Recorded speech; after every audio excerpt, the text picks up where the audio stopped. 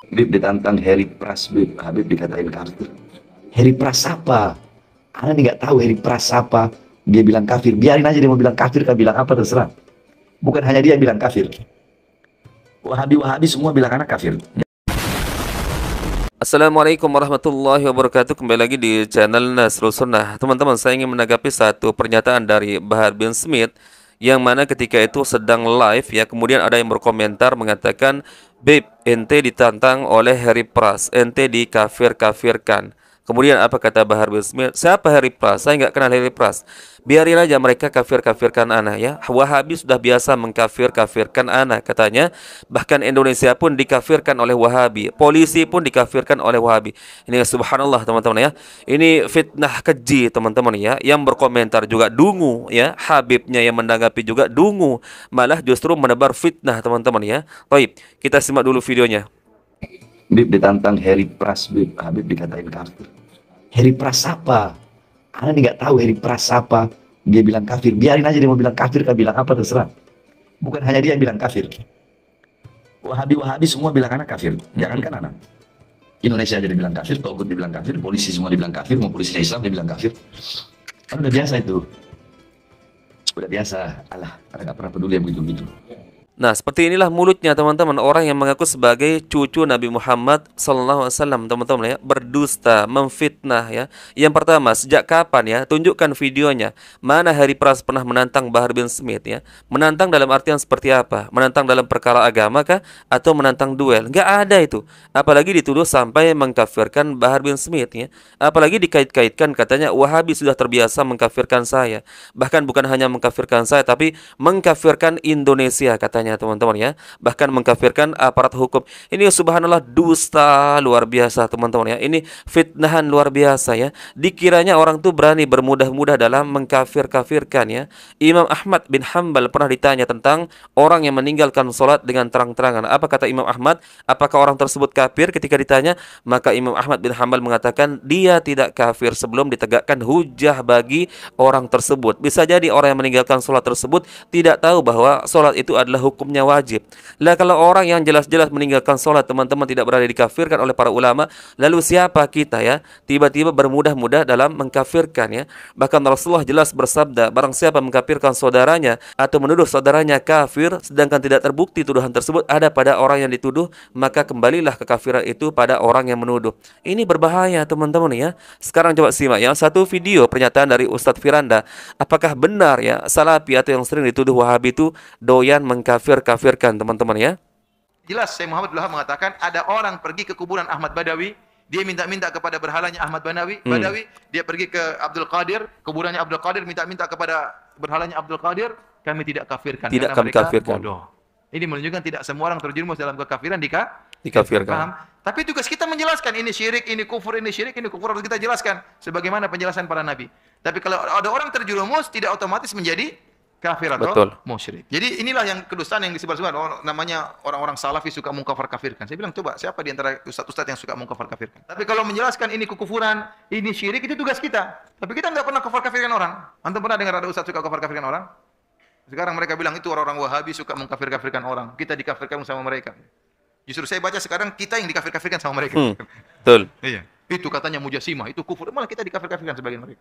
Orang Wahabi itu mengkafir-kafirkan, menghalalkan darah kaum muslimin. Ini dusta. Sekarang orang berhaji 1 juta lebih, 2 juta orang, semuanya aman. Tidak ada yang ketakutan dikejar sama Wahabi di sana. Nggak ada. Nggak ada. Sholat tenang, apa tenang, nggak ada. Malah nggak ada yang ganggu. Jadi dusta. Jadi orang ingin menghalangi manusia dari dakwah sunnah, maka mereka bikin kedustaan. Mana kita kafir-kafirkan orang? Kata Syekh Abdul Wahab, yuriduna bihi tanfiran nas an dinillahi wa rasuli. Mereka ingin menjauhkan orang-orang dari jalan Allah dan agama Allah dan Rasulnya. Demikian juga kata Syekh Abdul Wahab, inna sahibal burdah wa ghairihi mimman yujadu syirku fi kalamihi. Demikian juga sahibul burdah, yaitu Al-Busairi, dia punya syair dalam burdah yang sering dibaca oleh sebagian kaum muslimin saudara kita. Dalam syair tersebut ada kesyirikan. Dia mengatakan, wa inna min judika dunya wa dharataha wa min ulumika ilmal lauhi wal qalami. Dia memuji Nabi, dia berkata, ya Rasulullah, di antara kebaikanmu, di antara kedermawananmu adalah dunia dan akhirat. Dan di antara ilmumu adalah ilmu lauhil mahfuz. Ini kesyirikan. Dunia dan akhirat ini bukan milik Nabi, milik siapa? Allah Subhanahu wa taala. Dan Nabi tidak tahu lauhil mahfuz. Nabi tidak tahu ilmu gaib. Maka ini lafal kesyirikan. Nah, apakah penulis syair ini syirik, musyrik, Syekh Muhammad bin Abdul Wahab menjelaskan. Adapun penulis syair ini dan yang semisalnya yang terdapat kesyirikan dalam perkataannya dan al-ghulu fid din dalam sikap berlebihan dalam beragama dan mereka sudah mati, la yuhkam bi kufrihim, tidak divonis bahwasanya mereka kafir. Innamal wajib ingkaru hadzal kalam, yang wajib bagi kita mengingkari ini perkataan syirik, kita ingkari. Adapun pengucapnya belum tentu apa? Kafir. Perhatikan ini perkataan siapa? Syekh Muhammad bin Abdul Wahab taala. Wa bayanu anna man i'taqada hadza ala dhahir fa musyrik kafir. Dan kita jelaskan ya, orang yang meyakini keyakinan seperti ini dia orang musyrik dan kafir. Wa amal qail, adapun pengucapnya fa yuraddu amru ila Allah, kita serahkan kepada Allah Subhanahu wa taala. Ya. Jadi tugas kita menjelaskan ini syirik, ini kekufuran, adapun orang melakukannya belum tentu musyrik, belum tentu kafir. Makanya kalau ingin mengkafirkan harus iqamatul hujjah, harus tegakkan apa? Hujjah. Ibnu Taimiyah sering dalam bukunya dia berkata, kalau saya yang mengucapkan perkataan kalian saya kafir. Tapi kalian tidak, karena kalian tidak mengerti. Karena kalian tidak mengerti. Jadi tugas kita ya ikhwan, bukan untuk mengkafir-kafirkan orang. Tugas kita dakwahi mereka. Ngapain ente pergi ke orang-orang kampung? Bapak kemarin ke dukun kan? Kafir. Bapak juga ya? Kafir juga. Bapak juga kafir juga. Ngapain? Terkadang ada orang harus divonis kafir tatkala berkaitan dengan orang banyak. Butuh perkataan ulama. Orang ini dai besar, terjerumus dalam kekufuran misalnya, ngajak orang pada kesyirikan. Terkadang kita butuh perkataan ulama memvonis dia kafir atau tidak. Tidak sembarang. Karena dia menyuruh kepada apa? Kesyirikan misalnya. Oh, teman-teman ya, kalian bisa dengar ya, sejak kapan ada ustadz-ustadz salafi atau yang sering dituduh Wahabi itu suka mengkafir-kafirkan ya. Harus dibedakan teman-teman ya. Kalau menjelaskan sebuah perkara hukum ketika melakukan perkara ini bisa terjatuh kepada perkara kesyirikan atau kekafiran, maka itu wajib untuk dijelaskan. Tapi bukan berarti kita mengkafir kafirkan orang lain. Tak bisa teman-teman ya, pemahaman seperti itu. Bahkan disebutkan oleh Ustadz Firanda bagaimana Syekh Muhammad bin Abdul Wahab yang terkenal teman-teman ya, sering dituduh suka mengkafir-kafirkan ya, haus darah ya, sudah membunuh sekian ribu nyawa orang yang tidak sepemahaman dengan mereka. Coba diceritakan oleh Ustadz Firanda, ketika itu di masa Syekh Muhammad bin Abdul Wahab ada seorang yang bernama Ahmad bin Al-Badawi kalau tidak salah, jelas-jelas menyembah kuburan teman-teman ya. Ketika Syekh Muhammad bin Abdul Wahab ditanya apakah dia kafir, maka apa kata Syekh Muhammad bin Abdul Wahab? Dia tidak kafir sebelum ditegakkan hujah baginya. Karena bisa jadi orang tersebut, Ahmad Al-Badawi tersebut adalah orang bodoh, tidak mengerti hukum ya, bagaimana hukum meminta-minta di dalam kuburan ya, melakukan kesyirikan. Tidak bisa teman-teman ya. Maka harus dibedakan ya, mengkafirkan dengan menjelaskan hukum kekafiran ya. Ini yang sering disalahpahami oleh sebagian kaum muslimin di negeri kita ini teman-teman ya. Menuduh salafi atau yang dituduh Wahabi ini suka mengkafir kafirkan. Bayangkan ketika menjelaskan ini perkara syirik ya, jangan meminta-minta kepada kuburan ya, jangan ngalap berkah yang berlebihan, nanti khawatir jatuh kepada perkara kesyirikan. Dituduh salafi atau yang disebut Wahabi ini suka mensyirik-syirikan, suka mengkafir kafirkan. Subhanallah, ini nggak nyambung teman-teman ya. Sedangkan kewajiban seorang dai adalah wajib menjelaskan tentang perkara kesyirikan, perkara yang bisa menjerumuskan seorang kepada kekafiran. Karena itu perkara yang berbahaya teman-teman ya. Ketika mendengarkan ustadz menjelaskan tentang perkara kekafiran ya, perkara yang bisa menjerumuskan seorang ke dalam kesyirikan, dituduhlah ustadz tersebut tukang kafir kafir. Ini nggak nyambung sama sekali teman-teman ya. Apalagi dikatakan oleh Bahar bin Smith, Indonesia katanya dikafirkan oleh salafi ya. Kemudian aparat hukumnya juga dikafir kafirkan. Sekarang pertanyaan saya teman-teman ya, siapa yang suka demo di negeri kita ini ya? Apakah salafi ya? Orang-orang yang suka demo itu artinya kan ada ketidakpuasan terhadap pemerintah. Justru itu yang sebenarnya ada potensi ya, benci kepada pemerintah ya. Kalau sudah benci biasanya apa ya?